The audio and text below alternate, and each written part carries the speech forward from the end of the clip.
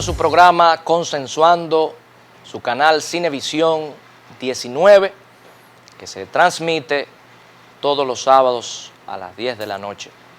En esta oportunidad tenemos un invitado de luxe, un intelectual, una de las mentes más agudas y uno de los autores más prolíficos también que tiene el país en materia política, en materia también de novela y en materia también jurídica, el profesor Ángel Lockhart. ¿Cómo te va?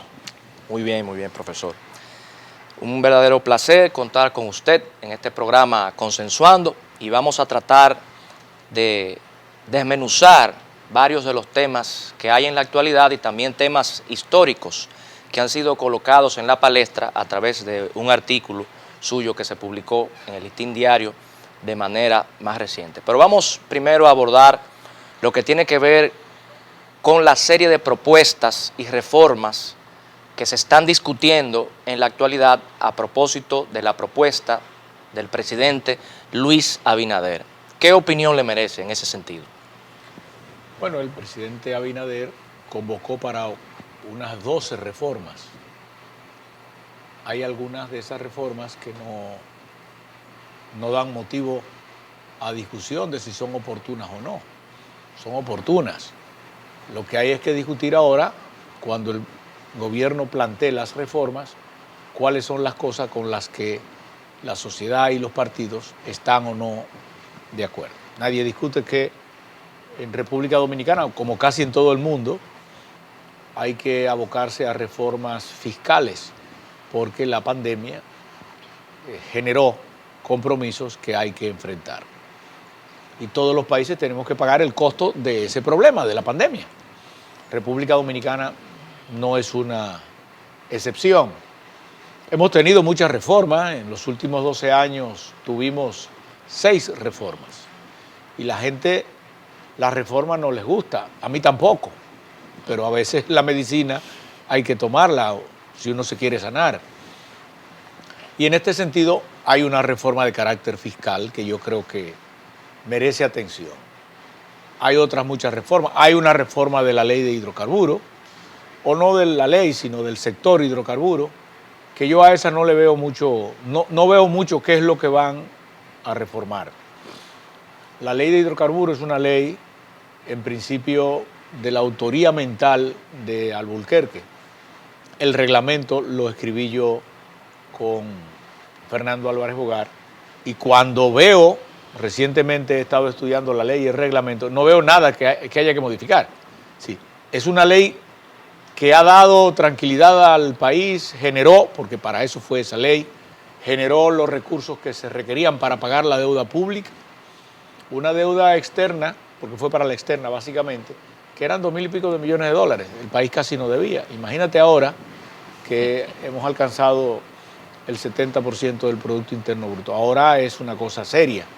En consecuencia, se habla de reformular esa ley, no sé qué, te hablan tonterías, cambiar el día de aplicación del precio, la fórmula, esa fórmula está bien. Ahora, se ha abusado de la ley, haciendo cosas que no están en la ley ni están en el reglamento. En el pasado se abusó y ahora tenemos de esa ley un fardo pesado, porque la ley tiene, entre márgenes de intermediación, entre impuestos, unas cantidades que hacen que el precio de los combustibles sea muy alto. Igual, en la parte que no se publica de la ley, hay costos escondidos que quizás conviene transparentar. Fuera de eso, no veo que esa ley requiera ninguna modificación, pero está de moda. Todo el mundo que no se la ha leído y que no sabe un carajo de eso, dice que hay que modificar la ley. Bueno, pues vamos a discutir a ver qué es. La ley electoral es una ley en reforma permanente. Mira, aquí la legislación electoral se estableció en el 59, luego se modificó por el triunvirato para las primeras elecciones democráticas, y esa ley estuvo así hasta el 97. Y era una ley un poco atrasada. En el 97 nos dimos una ley electoral nueva y a la semana se estaba modificando esa ley. Esa ley sufrió como 5 modificaciones en las siguientes 3 elecciones. Ahora después de estar 15 años discutiendo una ley electoral y una ley de partidos, no haciendo caso a ninguna de las advertencias, aprobaron 2 porquerías. Desde el primer día se le dijo. La famosa ley posible. Esas leyes no servían y las hicieron legisladores que no sabían nada de eso. El Congreso tiene políticos, no expertos en sistemas electorales, no expertos en derecho constitucional, no expertos en ciencias políticas, no expertos en fórmulas electorales. Entonces, si los legisladores no tienen la habilidad de contratar técnicos para hacer leyes que sirvan, van a seguir produciendo basuras. Esas 2 leyes tuvieron declaratorias de inconstitucionalidad a los 6 meses, al año, 5 declaratorias. Increíble. Una locura. Si esa ley no servían y hay que modificarlas. Ahora, a veces te quieren poner unas modificaciones que son retrocesos.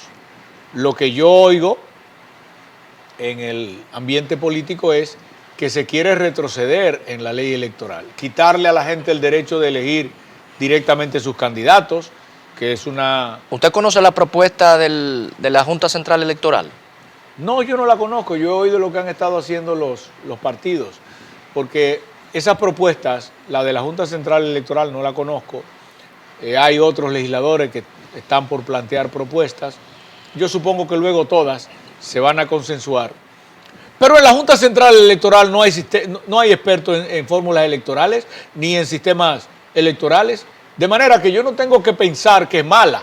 Yo sé que es mala, porque si no hace un experto un borrador de una ley, la ley difícilmente va a ser buena. Pero la Junta no tiene entonces esos asesores, esos expertos. No los tiene, la Junta no tiene expertos en sistemas electorales, la Junta nunca ha tenido expertos en fórmulas electorales. De hecho, muchos de los problemas que hay en las elecciones, en la asignación de los escaños, es por eso, porque no hay gente que haga una asignación. Ahora, la ley tiene algunas cuestiones anacrónicas, retrocesos en la ley vigente, que hay que corregirle. Nadie está diciendo que no hay que corregirla. Lo que yo le ruego, por favor, es que por una vez hagámoslo bien. Claro. Profesor, con respecto a lo que tiene que ver con el tema de la reforma fiscal, mucho se habla de que la última gran reforma fiscal la encabezó en un gobierno del presidente Balaguer. En el 92. En el 92. Cuando se moderniza y se crea el código, la ley 1192, todavía vigente, eso fue un salto hacia adelante. Y fue fruto de una crisis muy grave. Exactamente. En el 90 hubo una crisis económica terrible, sí, y los empresarios se reunieron a buscar con el consenso de los partidos una fórmula que permitiera adecuar un montón de leyes contradictorias de carácter fiscal que entonces eran una carga onerosa para la administración y para los empresarios. Y se llegó a un consenso. Mira, eso fue un consenso de tal naturaleza que el presidente Balaguer lo impuso por decreto, que no podía, y todo el mundo estuvo de acuerdo. Primero se impuso por decreto y después se dictó la ley. Oh. Y era una ley buena, todavía no es una ley mala, solo que el país ha cambiado y requiere adecuarse. Pero entonces, a veces uno se cuestiona y se pregunta, si esas reformas que se realizaron en el año 92... Pero espérate, hubo otras. Exacto, también el Código de Trabajo. En materia fiscal, en los últimos 12 años se han producido 6. Leonel hizo una en el... Se dice que son parches fiscales, no reformas. Bueno, o reformas tributarias, no fiscales. Son parches, es verdad, pero tienen la intención de reforma. Pero en todos los momentos, esas reformas buscaron llenar déficits del gobierno. Nunca ha habido una reforma para hacer la tributación más fácil, más coherente, más actual, menos gravosa para el ciudadano. Y yo pienso que ahora, si se va a hacer, ese debería ser uno de los objetivos del gobierno. No, que a eso voy. A veces uno no entiende por qué hay esa resistencia. Si esas reformas que se hicieron en el año 92 fueron las que propiciaron las etapas de crecimiento económico que se dieron de ahí en adelante. Ah, sí, sí, el país creció, y creció bastante, porque la República Dominicana es uno de los pocos países de América Latina que tiene más de 50 años creciendo. Excepciones, el año 84 por el tema del Fondo Monetario, la crisis que hizo el gobierno del presidente Jorge Blanco, en el 90 por la guerra del Golfo, que generó un problema aquí muy serio, y en el año 2003 por la crisis bancaria. Fuera de ahí, nosotros nos volamos la crisis mundial del 2008 y seguimos creciendo. La República Dominicana es un país sui generis en América y en el mundo, porque ha crecido más que el resto de los países a lo largo de más décadas sostenidas que el resto de los países. Y no lo hemos hecho dependiendo de las fuerzas económicas que dependíamos. No es que hemos crecido, nos hemos modernizado, nos hemos ido de rural a urbano, sí, pero también cambiamos la economía. En el 66 la economía dependía esencial, básicamente, primero, del Estado que generaba 85% de los empleos gracias al Estado mismo y a la herencia de las propiedades de Trujillo. Pero el país dependía esencialmente de la exportación de azúcar. Hoy esa es una partida intrascendente. El país se industrializó, el país fue hacia los servicios, además, no solo los servicios bancarios, que entonces se desarrollaron mucho, sino otros servicios, las zonas francas que no existían antes. Y el turismo no existía hace 40 años y hoy el país ha sido capaz de generar nuevas riquezas, áreas que no tenía antes. Entonces no es solo que crecimos, sino que fuimos capaces en el crecimiento de cambiar de áreas económicas que hoy sostienen a la nación. Para concluir con esa parte, hay algunos sectores que aunque reconocen que nuestro país ha sido de los que más ha crecido en los últimos 50 años, indican que tenemos como asignatura pendiente la parte de la redistribución de la riqueza. Y es verdad, y lo dijo Jesucristo, a los pobres siempre los tendréis. En todos los países del mundo hay pobres. Pero hemos avanzado. Ahora, nosotros hemos avanzado. Lo que yo sí admito como un hecho cierto, como una verdad, es que no hemos avanzado lo suficiente. Tenemos que ir hacia una distribución de la riqueza mejor. Todavía el rico debe pagar un poco más. Pero no es persiguiendo al rico, porque las únicas sociedades donde los pobres viven bien es donde hay muchos ricos. Yo me río porque este es un país de ridículos y además aquí los ridículos son doctores de la ley, ellos hablan como una autoridad del carajo y lo que están diciendo es disparate. Yo me río porque una de las acusaciones históricas más permanentes en contra de Balaguer fue que en sus gobiernos de 12 años se hicieron 300 millonarios, es decir, cuando Balaguer subió no había millonarios, lo cual es verdad. Y cuando terminó había 300, pero por eso hay que levantarle un monumento. Es un elogio. Es un elogio porque no se dan cuenta que es un elogio. Pero solo los países que generan riqueza y la riqueza la genera el hombre. Claro. Hay muchas naciones que tienen grandes riquezas. ¿Y alguien tiene más petróleo y de buena calidad que Venezuela? Y no está quebrada. ¿Y cuáles son los recursos naturales que tiene Suiza o Suecia? ¿Cuáles son? ¿O Noruega? ¿Cuáles son? Las naciones más desarrolladas, algunas no tienen recursos. Y algunas que tienen muchos recursos son de las menos desarrolladas. Porque la riqueza es el hombre. El hombre y la mujer. Invertir en el hombre y la mujer. No solo en la formación académica. No solo es formarlos educativamente, sino formarlos cívicamente. Esa es la riqueza de un pueblo, porque un hombre, una mujer preparado con vocación de trabajo generan riqueza. Pero las fortunas más grandes del mundo hoy no son del oro, no son del azúcar, son del talento. Hoy, ¿y dónde están las minas que tiene Bill Gates? ¿Dónde están las minas que tiene? ¿Tú me comprendes? Sí. Hoy el talento es la principal riqueza. Entonces, cultivar en el ciudadano el talento es la mejor inversión que el Estado puede hacer. La tercera ola de Toffler. Así es. Doctor, un año de la presidencia de Luis Abinader. ¿Cuál es el balance? Yo creo que es bueno. La gente valora la integridad del presidente, valora su dedicación al trabajo. La gente valora percibe que hay en el presidente una buena voluntad. Eso es importantísimo. Cuando tú tienes un presidente que tiene buena voluntad y vocación de trabajo, hasta cuando se equivoca, la gente se lo admite.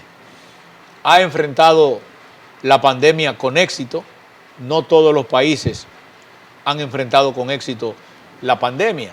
Y ahora, en el reencauce de la economía, no le está yendo mal. Eso no quiere decir que todo el gobierno esté bien. Si yo ahora le dijera al televidente o te preguntara a ti el nombre de 4 o 5 ministros, yo estoy seguro que no saben quiénes son. Es decir, no hay una obra que evidencie su presencia en una cartera. Otros, cuando tú piensas en ellos, piensas en problemas o en ineficiencias. También hay algunos que han hecho su trabajo bien. ¿Tú me comprendes? Entonces, claro, la valoración del presidente y la valoración del gobierno no es la misma. Pero yo creo que este primer año al presidente Abinader y al país les ha ido bien. ¿Quiere eso decir que el segundo año sea igual? Depende. Depende de cómo el presidente lo haga, cómo mueva las fichas, cuánta eficacia consiga de sus iniciativas, porque el presidente va lanzando una serie de iniciativas y hay que ver si se están cumpliendo. Si los funcionarios que tienen la responsabilidad de ejecutarlas lo están haciendo bien o a qué nivel de rendimiento. No hubo oposición, que es natural, en el primer año de gobierno, por efecto mismo de la solidaridad necesaria en el país de las fuerzas políticas para enfrentar el tema de la pandemia. Ahora no será igual. Ahora ya la oposición se reordenará a hacerle frente al gobierno en aras de, a través de enfrentar sus políticas públicas, prepararse para las elecciones del año 2024. El mismo mundo también cambia. Ahora hay que ver cómo la República Dominicana enfrenta la recuperación de empleos, que no le ha ido mal, pero todavía hay gente que perdió empleo y no lo tiene. ¿En qué sector va a conseguirlos? Tendemos a cargar mucho a la construcción, pero todos no somos obreros, todos no tenemos la misma capacidad para trabajar en la construcción, o todos no vendemos materiales, o todos no somos ingenieros. En consecuencia, hay que cuidar que el efecto benéfico que siempre tenemos de la construcción, porque es el más rápido y el que emplea mano de obra no calificada más masivamente en este momento, pero una mano de obra no calificada que a veces se nos va para el lado haitiano, y entonces el dominicano no tiene la misma oportunidad de emplearse para generar el consumo que requiere la economía. Entonces todo va a depender de esa cantidad variable de factores y de cómo cada uno de los actores políticos se manejen en ella. A propósito del aspecto económico, usted conoce la contradicción que se ha dado entre un término utilizado por el expresidente Fernández, prácticamente cuestionando las cifras económicas del Banco Central, y luego la respuesta que ha dado Héctor Valdés, el gobernador del Banco Central. Nos gustaría que usted nos dijera su opinión con respecto a ese punto, pero luego de esta pausa comercial que tenemos. No le cambien.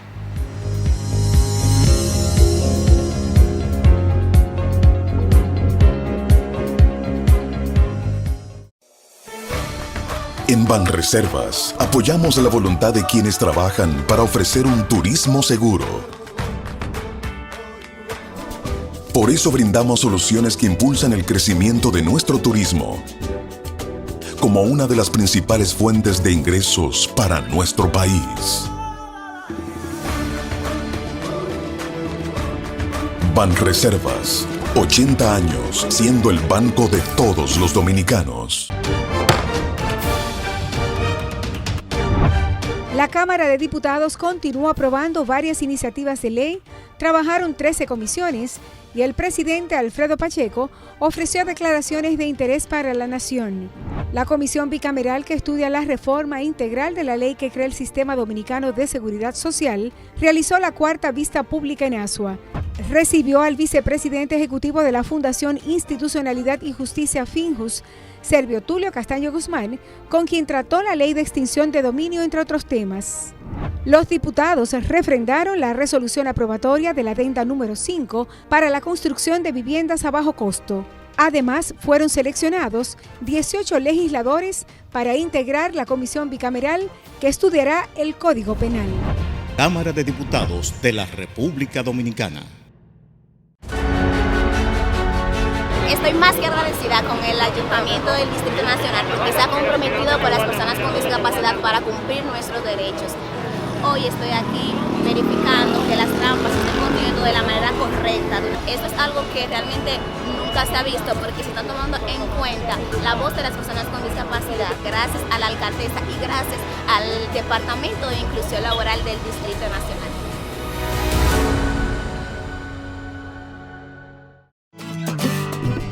Un país en el que vivir dignamente es un derecho, con políticas sociales que ayudan a salir de la pobreza. Un país en el que la gente del campo tiene apoyo para producir los alimentos que necesitamos.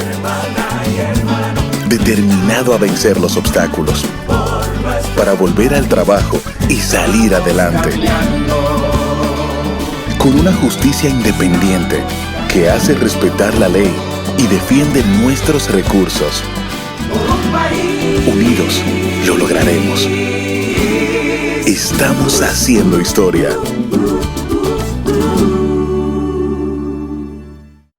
La empresa de transmisión eléctrica dominicana, ET, está enfocada ahora mismo en resolver un problema que tenemos en la ciudad de Nagua. Esto es como consecuencia, evidentemente, de las altas temperaturas que está presentando todo el territorio nacional, y una alta temperatura va acompañada automáticamente de una demanda de electricidad, de una mayor demanda de potencia. Actualmente, Nagua tiene un transformador instalado de unos 30 MVA y la demanda está llegando a unos 34 MVA. Esa móvil que sale hacia la ciudad de Nagua es una móvil que vamos a instalar de manera provisional, que es de unos 70 MVA, hasta tanto nosotros podamos transportar un transformador que tenemos en la ciudad de San Juan de la Maguana y que va a ser llevado hacia Nagua, y vamos de esa forma a poder resolver ya de manera definitiva la demanda que tendría Nagua quizá por los próximos 10 o 15 años. ¿Qué es el cambio? Cambio es impulsar la generación de empleos. Es apoyar a cada dominicana y dominicano que sueñan con salir adelante. Es creer en nuestro país. Es hacer las cosas bien. Es seguir siempre hacia adelante.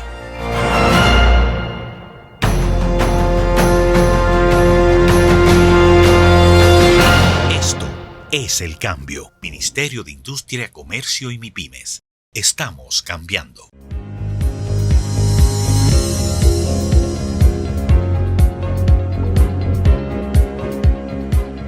Continuamos con su programa Consensuando. Y retomando la pregunta, doctor Lockhart, se ha dado una contradicción entre las cifras, las estadísticas que ha presentado el Banco Central con respecto al crecimiento de la economía, y la oposición, en este caso el expresidente Fernández, en una locución cuestionó prácticamente esas cifras, ese crecimiento de la economía, y esto también provocó una respuesta del gobernador del Banco Central. ¿Qué usted opina con relación a ese punto? En economía todos los números tienen varias interpretaciones. Eso es como en el derecho. La misma ley, dos abogados la interpretan de manera distinta, y no de dos maneras distintas, sino quizás de 5 maneras distintas. Como poco, como muy poco. Como poco. Entonces la economía también, y cada uno ve de la cifra lo que le conviene. Cuando hay crecimiento, nadie puede negar que lo hay, entonces te dicen que no hay distribución. Siempre hay un cuestionamiento. ¿Por qué? Porque el resultado económico depende de políticas públicas, y las políticas públicas representan un enfoque, el enfoque que le da el gobierno, el enfoque que le da la oposición, y en este sentido, lo que el Banco Central debe es seguir siendo una entidad imparcial que ofrece el dato, no necesariamente que se involucra en la interpretación política del dato. Claro. Lo que el presidente dijo es verdad desde el punto de vista del presidente. Estas son las cifras. No ha dicho mentira. Y estas cifras son del Banco Central, no ha dicho mentira. Y estas cifras son más altas que las de otros países, no ha dicho mentira. Lo que ha dicho Fernández también, ha dicho, pero la comparación es relativa, porque esa comparación es con relación a un año muy malo. Bueno, también eso es verdad. Aquí hay que comparar lo que hemos logrado, no con el 20, sino con lo que teníamos en el 19, porque el último año normal fue el 2019. Las cifras también van cambiando muy rápidamente.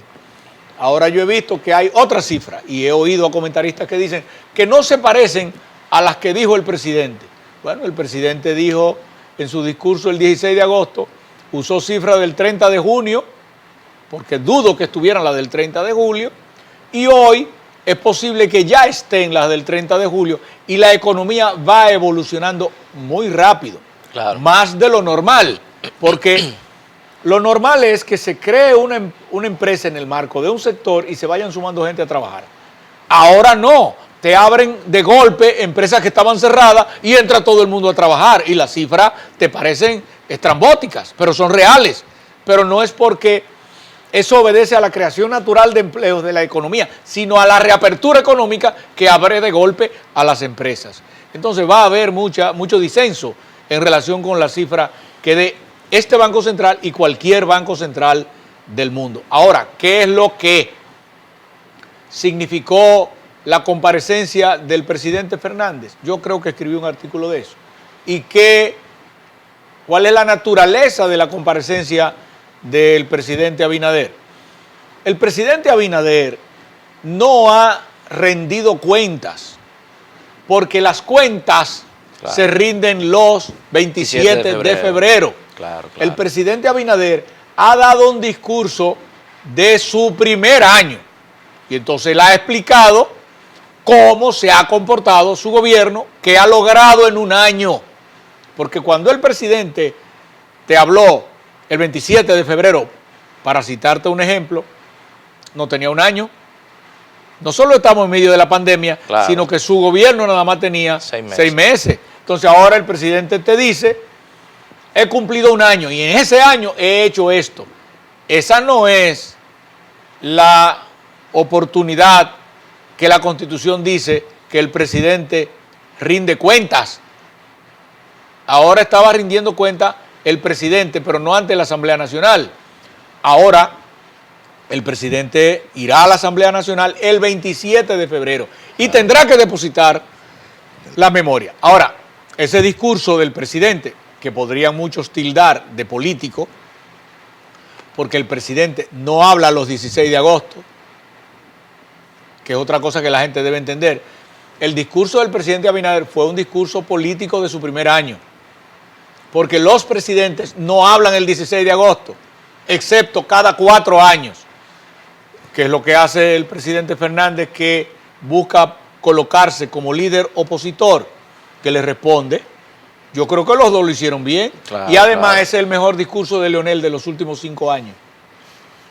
Es Porque verdad. fue corto, fue ponderado, fue preciso y fue una notificación de que la colaboración estratégica que él se vio forzado por la historia a dar con su salida del PLD terminó, que ahora él asume el rol de opositor. Y en su discurso te usa 2 o 3 mensajes emblemáticos. Él no dice que va a discutir o no las reformas del presidente Fernández, del presidente Abinader, que tendrá que participar, diciendo que sí, diciendo que no, u omitiendo participar, como quiera, tendrá que tomar una postura. No, él puntualmente te va a la Constitución, que es su obra, o él considera que es su obra. Le dice, bueno, yo puedo discutir esto, pero esto no. Y esto no, por esto y por esto. Puntualmente dice, ¿por qué no? Él te dice, bueno, en la economía, el presidente Fernández gobernó con buenos números económicos. Las cifras del presidente Fernández Fueron fueron muy buenas. Él terminó con buena imagen. Sí. A él le dañaron la imagen después. Entonces él va a procurar que uno de los méritos históricos que tiene, que es haber conducido con una buena economía, No se lo quiten como no quiere que le quiten el mérito de la reforma constitucional. Ahí es que Entonces, está. ahí es que está. Entonces, el presidente Abinader sale de una situación difícil y tiene que justificar lo bien que lo ha hecho, y lo que te justifica lo bien que lo has hecho son los números. Entonces, el presidente Abinader te ha dicho, el carro lo encontré atascado en la pandemia y lo he puesto a caminar y miren cómo va. En consecuencia, yo creo que los dos lo hicieron bien, pero anuncian que este segundo año la relación va a ser diferente. Doctor, usted ha tenido un perfil político tan alto que no todos los dominicanos conocen también una faceta muy importante, que es su faceta de jurista y de abogado.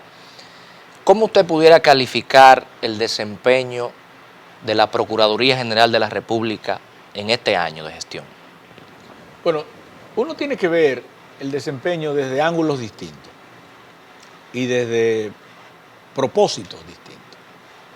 Yo creo que la política de persecución criminal del Estado, porque la gente cree que la Procuraduría es una isla en un archipiélago, no. La Procuraduría es el Ministerio de Justicia del gobierno. El presidente Abinader ha colocado ahí a una persona creíble, ajena a la política. Y yo creo que lo ha hecho bien. Eso aparece reflejado en las encuestas.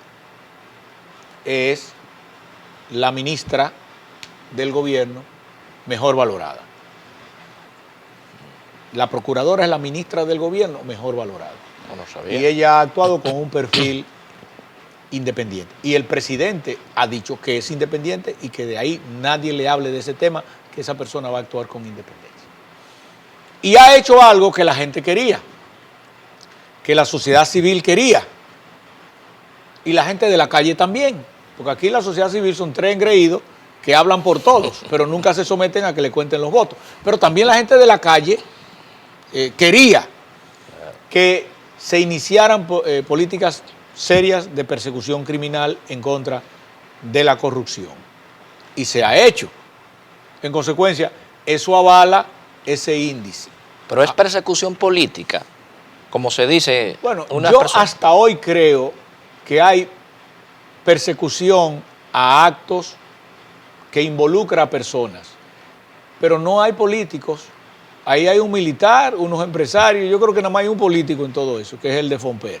El resto no son políticos, son parientes de un político. Son parientes de un político. En consecuencia, la gente está como en el circo romano. Independientemente de que la persecución es justa, no es lo mismo cuando en el circo romano aplaudían a dos gladiadores que se peleaban en igualdad de armas. Con esa misma mano aplaudían cuando le tiraban un cristiano a un león desarmado. Entonces, el circo siempre aplaude durante un tiempo. En Roma te tiraban hasta 55 días de fiesta, hasta que se acababa el pan. Y el circo siempre aplaudía. Pero el circo aplaudía a cualquiera, hubiese o no hubiese justicia. Yo creo que los expedientes que la Procuraduría ha presentado tienen méritos. Yo creo que tienen méritos. Igual que creo que esos méritos no son suficientes para impedirle al imputado una defensa en igualdad de condiciones. Entonces, hay que evitar, porque en la opinión pública, la opinión pública es altamente veleidosa, hay que evitar que esos actos en procura de justicia se conviertan o pierdan la esencia y la gente crea que son actos de venganza. Correctamente. Por ejemplo, yo hubiera llevado a Jean Alain a su juicio, sacándolo del salón, peinadito y bañadito, para que él se sienta ambientalmente en condiciones de defenderse. Porque la verdad no se pierde porque él vaya en condiciones mentales aptas para defenderse. No se pierde la verdad de la imputación por eso. Pero llevarlo ahí con un casco y que parece una mierda, no me parece bien. Porque ese hombre fue procurador. Yo no lo habría puesto en prisión común, porque él es igual que todos, no es igual que todos. La igualdad es relativa. Él es un individuo que en esa misma cárcel hay gente que él metió presas. ¿Me comprende? Sí, sí. Entonces, yo creo que la justicia solo es justicia si en igualdad de condiciones, imputador e imputado presentan su caso ante el juez. La justicia es independiente, hace mucho tiempo, porque el Ministerio Público no es la justicia. Claro. El Ministerio Público es un elemento de la justicia. La justicia es el juez. Cuando clamamos justicia, no es al procurador que se la pedimos, le pedimos justicia al juez, porque es el juez el que dice, es verdad, no es verdad, las pruebas son suficientes o no lo son. Yo creo que la justicia no ha actuado bien, porque no es posible que a todo el mundo le quepan 18 meses de prisión preventiva, entonces es una condena previa. Además, tampoco es cierto que todo el mundo tenga peligro de fuga, pero el caso más grande que se ha ventilado aquí en los últimos años es el de Odebrecht, y están todos libres, y algunos se han ido. Mira, en la historia judicial dominicana hay muy poca gente pública que se haya ido. Yo recuerdo que del gobierno de Salvador se fue Michelén, que fue director de Inespre, que murió en España, creo. Espinal. Creo, pero puedo estar equivocado, que un Fulgencio diputado Espinal. Suárez, creo, no recuerdo muy preciso, pero me parece que uno que fue del Banco Agrícola se fue a residir fuera y no sé ni siquiera cómo terminó el expediente. Pero aquí, hombres públicos, mujeres públicas, nunca, yo creo que en toda la historia no se han ido 4 o 5 personas, nadie se va corriendo. Aquí se puede ir corriendo un narcotraficante, un violador que hemos traído de España, un asesino, pero la gente pública imputada de corrupción en la República Dominicana no tiene historia de evadir la justicia. En consecuencia, que los jueces no sean capaces de, por la presión mediática, de evaluar de manera tranquila si se dan las condiciones para imponerle prisión domiciliaria, garantía económica o alguna de las otras medidas de coerción. Eso no habla bien, a mí no me parece que eso esté bien. Pero espérate, pero sí me parece bien que la Procuraduría lo pida. Ah, no, claro. Porque la Procuraduría puede pedir que te fusilen. Claro. El juez es el que tiene que garantizarte. El presidente Abinader ha indicado que uno de los pilares de esas propuestas consiste también en establecer en la Constitución ya que esa designación de la Procuraduría General de la República no sea una dependencia, si se quiere, exclusiva del Poder Ejecutivo. Hay otros sectores que han planteado que eso no es necesario. ¿Qué usted cree con respecto a esa situación? Mira, el presidente Abinader tiene que reencauzar el país en momentos muy difíciles. Yo creo que lo ha hecho bien y creo que lo va a seguir haciendo bien. Pero un presidente tiene un capital político y 24 horas al día. No tiene más, aunque crea que tiene más. Él está trabajando 16 horas. Esta semana tuve el honor de que me recibiera y yo lo dejé a las 10 de la noche en el Palacio. Es decir, es un individuo que está entregado. Pero nadie puede bailar todos los merengues porque termina cansado. Yo animaría al presidente a que, ya planteada la reforma, él ha revelado al país su intención de continuar un programa de reforma que lleve a la nación al siglo XXI en mejores condiciones institucionales, no solo económicas. Pero hoy él tiene, pienso yo, como prioridad el tema económico, porque, bueno, por suerte él es economista. Él ha sacado el carro del entramado del COVID, lo ha colocado en el tren y el carro va arrancando, pero todavía el tren no va normal como estaba hace un año. Claro. Y la tarea de llevarlo normal requiere mucho equilibrio, mucha dedicación.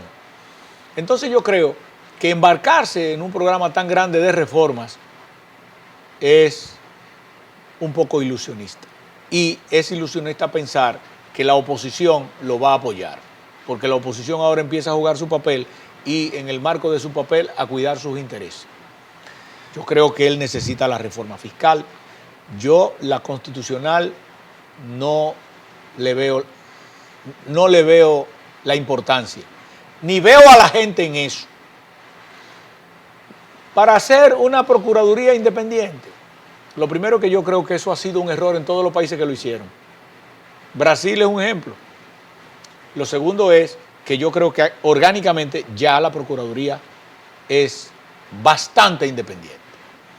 Y el ministro de Justicia, en todas partes del mundo, es un miembro del gabinete de designación del presidente. En algunos lugares se ratifica. Si no, un día tú puedes, porque todos pensamos que la independencia absoluta es buena. No conozco una sola entidad en el mundo en que haya sido buena la independencia absoluta, porque el poder absoluto corrompe absolutamente. Y hoy te toca en ese lugar una persona buena y mañana te puede tocar un loco o uno que se puso loco en el cargo y entonces no hay nada que hacer con ese loco en el cargo. Un día puede el presidente amanecer preso o puede amanecer con un allanamiento en el Palacio Nacional, porque la persecución criminal y la justicia requieren una cosa por encima de todas. Requiere firmeza, pero requiere sobre todo prudencia. Baltasar Graciano. Prudencia. La prudencia firme en la aplicación de la ley y en la persecución es lo que garantiza el éxito. Bueno, doctor, la verdad que estamos disfrutando de una tremenda entrevista. Vamos a hacer una pausa para continuar tratando otros importantes temas.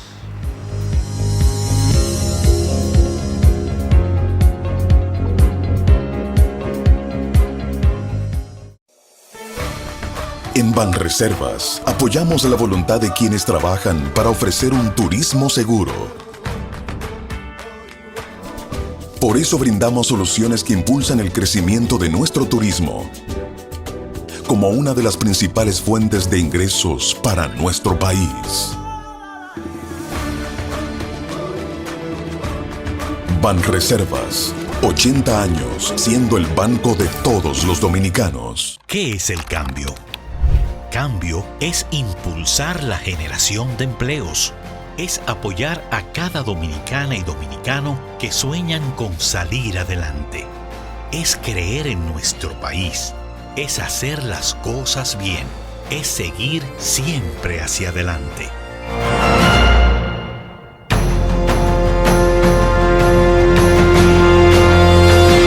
Esto es el cambio. Ministerio de Industria, Comercio y MIPYMES.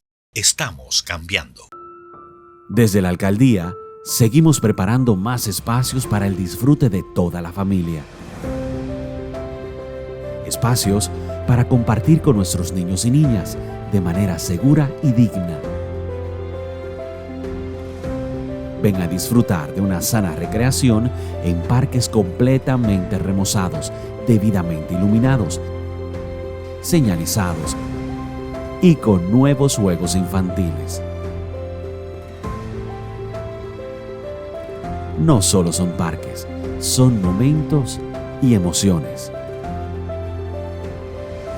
Alcaldía del Distrito Nacional.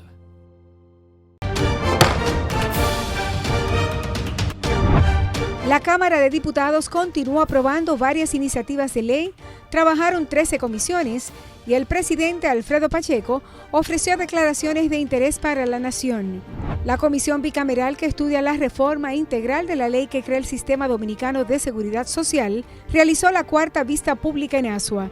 Recibió al vicepresidente ejecutivo de la Fundación Institucionalidad y Justicia Finjus, Servio Tulio Castaño Guzmán, con quien trató la ley de extinción de dominio, entre otros temas. Los diputados refrendaron la resolución aprobatoria de la adenda número 5 para la construcción de viviendas a bajo costo. Además, fueron seleccionados 18 legisladores para integrar la comisión bicameral que estudiará el Código Penal. Cámara de Diputados de la República Dominicana.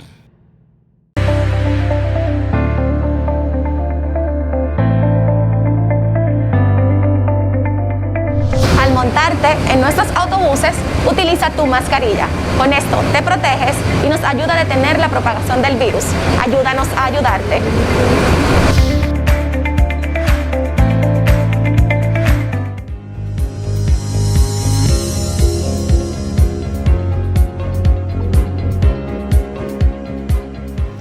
Gracias por continuar con su programa Consensuando. Aprovechando los minutos que nos quedan, doctor, usted escribió un artículo en el Listín Diario en el cual mencionaba que el doctor Balaguer no era un santo, pero sin embargo usted lo califica como un prócer, una expresión que pudiera ser muy controversial, así como son los personajes históricos importantes. ¿Qué usted nos puede decir en ese sentido? Bueno, porque Balaguer no era un santo, como no lo era Simón Bolívar, como no lo era George Washington. Sí. Pero califica para prócer. Los santos en la vida pública no existen, existen en la iglesia. Ahora, que un individuo, como el caso del doctor Balaguer, que tú lo encuentras a los 16 años, tú encuentras a Balaguer publicando libros y escribiendo artículos y participando en la oposición a la invasión americana y que cae preso en la fortaleza San Luis por dar un discurso contra los americanos. Y tú lo encuentras luego, y al lado de Estrella Ureña, previo a la ascensión de Trujillo. Y tú lo encuentras después, que es parte de una era. Y a ese individuo que es parte de una era de sangre y de corrupción, tú lo ves que 31 años después es pobre y no se le imputa ningún hecho de sangre, ni se le vincula ni por asomo con alguno. Y se va al exilio pobre y vuelve en un acto de valor y gana un torneo electoral en medio de una guerra. Y con el país destruido, sin un centavo, ese individuo a la primera que le da las gracias y le dice que no, es a la OEA que pagaba la nómina pública.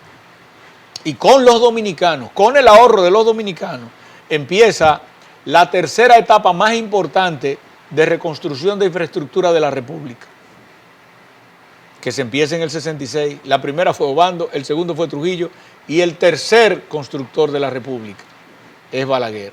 Todavía lo que hacemos hoy es ampliar lo que Balaguer hizo. ¿Y cuánto terminó Balaguer adeudando en el 78?